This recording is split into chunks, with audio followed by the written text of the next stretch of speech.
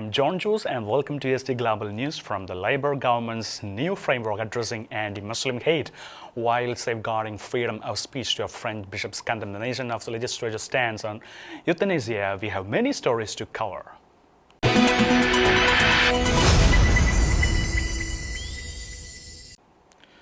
The Labour government have abandoned its previous definition of Islamophobia amid concerns that it could restrict free speech. A new framework focusing on anti-Muslim hate is being developed to target genuine prejudice while allowing open debate about religion. Community Secretary Steve Reed will oversee a public consultation before the definition is finalized. The Labour government has decided to abandon its previous definition of Islamophobia amid growing fears that it could undermine freedom of speech in the UK. The announcement was made in October the 19th, following weeks of internal discussion and criticism from across the political spectrum. The earlier definition, introduced under pressure from campaign groups, described Islamophobia as rooted in racism and the type of racism that targets expressions of Muslimness.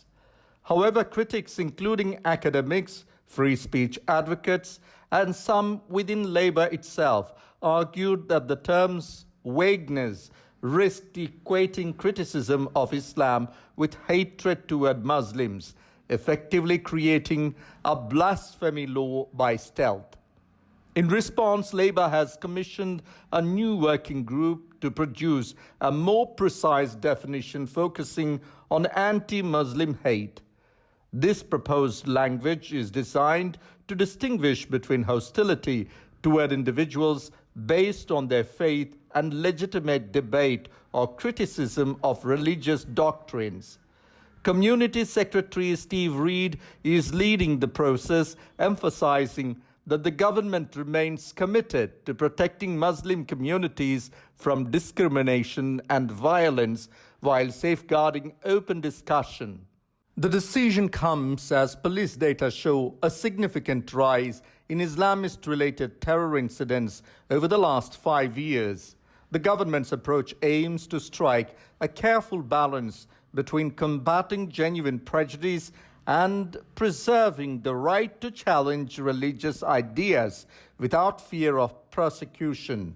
A public consultation on the new wording is expected soon, with final approval pending. U.S. Vice President J.D. Vance and his wife, Usha, participated in a pride mass led by Franciscan monks at the Church of the Holy Sepulchre in Jerusalem during their 3-day diplomatic visit to Israel. Vance also thanked the Franciscan monks who celebrated a pride mass for family and many of Americans working for peace.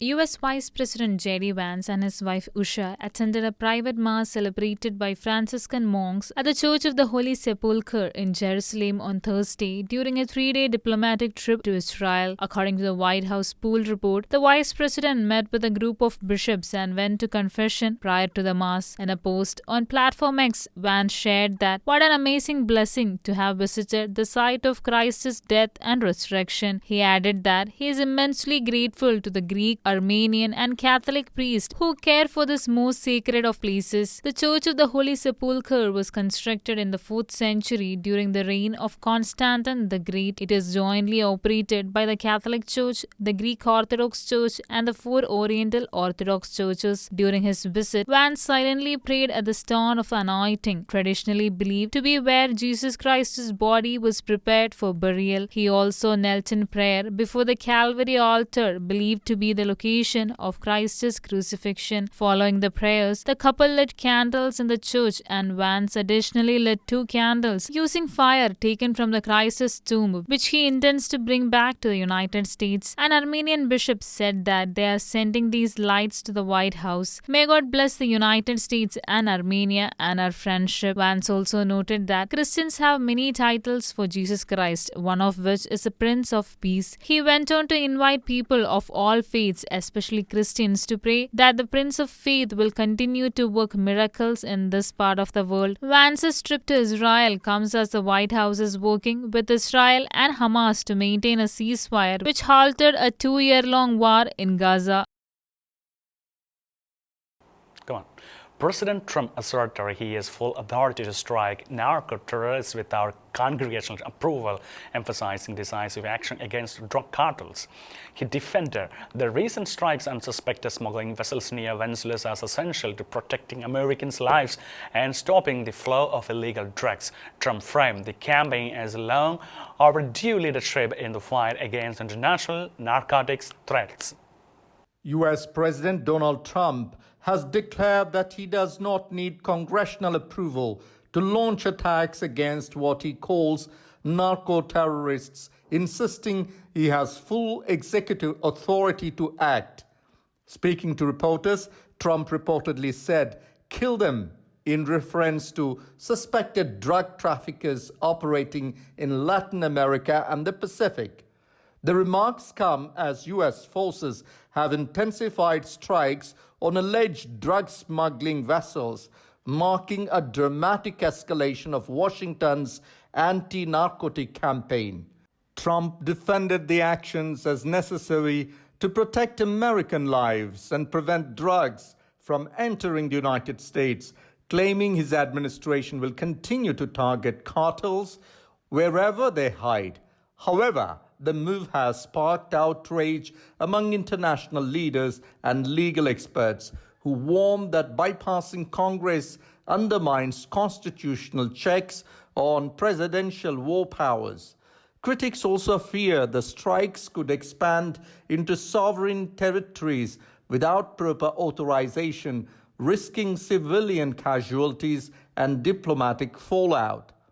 Despite mounting scrutiny, Trump remains defiant, framing the operations as part of a broader war on narco-terrorism that he says America should have fought long ago. Plaid Cymru's Lindsay won the Catholic Senate by-election, ending Labour's long-standing hold on the seat. The victory reflected public frustration with the Labour's handling of immigration and pressure on local services, while right-wing Reform UK also gained significant support. Plaid Cymru presented a Welsh-focused alternative appealing to voters seeking local control and investment. Party leader described the win as a mandate for stronger local authority and nation-building, signaling potential trouble for Labour ahead of year's Welsh election. On Thursday, Plaid Cymru candidate Lindsay won the carefully Senate by-election, ending Labour's uninterrupted 107-year hold on the constituency. Mr. Whittle obtained 15,961 votes, ahead of Reform UK's Lilian Powell with 12,113 votes. Labour candidate Richard Tunnicliffe managed only to secure 3,713 votes. The Labour Party's vote share fell by 34.9 percentage points. The result reflects widespread dissatisfaction with the United Kingdom government's policies under Sir Keir Starmer, including the removal of winter fuel payments, persistent wage stagnation, and pressure on the National Health Service. Immigration emerged as a salient issue during the election. Labour's failure to impose a cap on net migration and to devolve immigration powers to Wales has strained local services and housing. Reform UK capitalised on public concern, yet Plaid Cymru presented a coherent alternative of enhancing Welsh control over borders and priority investment in domestic infrastructure and workforce development. Plaid Cymru leader Rowan ap Iorwerth described the outcome as a mandate for constructive nation building. The party now holds a strengthened position in Senate, signaling a new phase of multi-party competition in Welsh politics. According to Aid to the Church and News 2025 Religious Freedom Report released in Rome on October 21, nearly two-thirds of the world's population live in countries with serious religious freedom violations. The report designated 24 countries as persecution zones, the most severe classifications marked by systematic violence, arrest, and repression.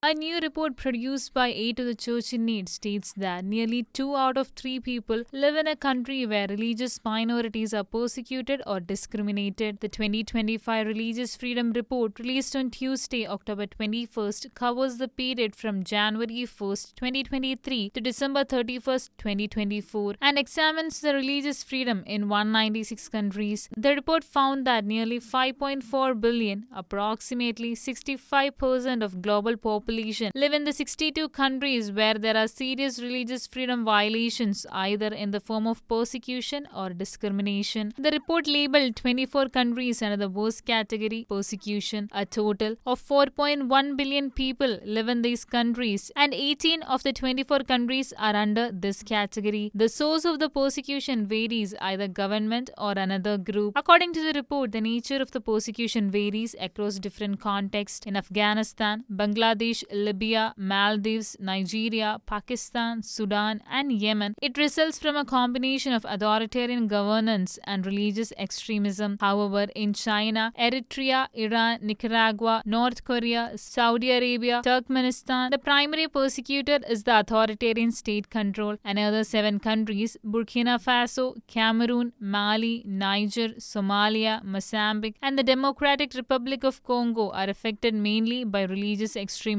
In India and Myanmar, the driving forces of the religious persecution are a combination of the authoritarianism and ethno-religious nationalism. During the time period of the report, only Sri Lanka and Kazakhstan showed improvement. An additional 38 countries received the discrimination designation. Among them are Egypt, Ethiopia, Mexico, Turkey, and Vietnam. This year, Mexico, Russia, and Ukraine were added to the discrimination category following a rise in the violations of religious freedom. According to the report, religious minorities in these nations encounter legal, political, and social barriers that restrict their freedom of belief and worship. Although they do not experience outright persecution, many people face systematic discrimination, including limited access to places of worship, restrictions on religious expression, and unequal treatment under the law. In countries with persecution, the root cause of the discrimination varies. In 24 of the 38 countries, the report identifies authoritarianism as the primary drive for religious discrimination. The report further noted that in Chad, discrimination is fueled by religious extremism, while in Haiti and Mexico it is linked to organized crime. In Nepal, ethno-religious nationalism is the main contributing factor. The remaining 10 countries experience discrimination due to a combination of factors. According to the report, in Egypt, Jordan, Iraq, Kuwait, Oman, Syria, and Thailand, religious discrimination arises from a blend of authoritarian rule and religious extremism. In Israel and Palestine, the intersection of ethno-religious nationalism and extremism undermines religious freedom, while in Sri Lanka, both authoritarianism and ethno-religious nationalism drive discrimination. Around 24 countries, including Belarus, China, Indonesia, and Kenya, are listed under observation. While these countries are not yet facing severe persecution or discrimination, the report warns of early signs of concern, including increasing authoritarianism, eroding legal protections, and rise in religious intolerance. In a letter addressed to the Senator of Law, a region within his diocese, Bishop Philippi Christori of Charters asserted that both assisted suicide and euthanasia violate an immemorial law. The French bishop's interventions comes amid the ongoing parliamentary review of the end-of-life bill, which has been shaped by years of political pressure of legalized euthanasia. In a letter addressed to the senators of Eure-et-Loir, Philippe Christori, the Bishop of Chartres, France, stated that assisted suicide and euthanasia contradict an immemorial law that you shall not kill. The bishop's letter comes at a crucial moment as the end-of-life bill is under legislative review after years of political pressure to legalize euthanasia in the country. Introduced last May, the bill defines assisted dying to include both euthanasia, where a third party administers the lethal dose, and assisted suicide, suicide in which the patient carries out the final act. Although the procedure must be subject to medical evaluation, the legislative proposal also provides adults suffering from serious or incurable condition that causes unbearable physical or psychological suffering could be eligible. On May 24, 2025, members of the National Assembly approved the creation of a new offense for obstructing access to assistance in dying, making it a crime to prevent the act itself or to restrict access to related information. The bishop condemned the French legislature's stance as unacceptable, emphasizing that freedom of conscience is a fundamental right that must never be limited or taken away. Reflecting on France's alarming suicide rate, over 8,000 lives were lost in 2023. Bishop Christieri emphasized that the hallmark of an advanced civilization is to uphold life and accompany those who suffer. He observed that individuals who request to end their lives often do so out of lack of support and compassion. He continued that the end of life can be a moment of deep reflection, reconciliation, and communion with loved ones. In closing, he also appealed to the senators to advance a plan for life, not a plan for death that would mar our shared culture. That's all for today. Until we meet again, God bless and thank you.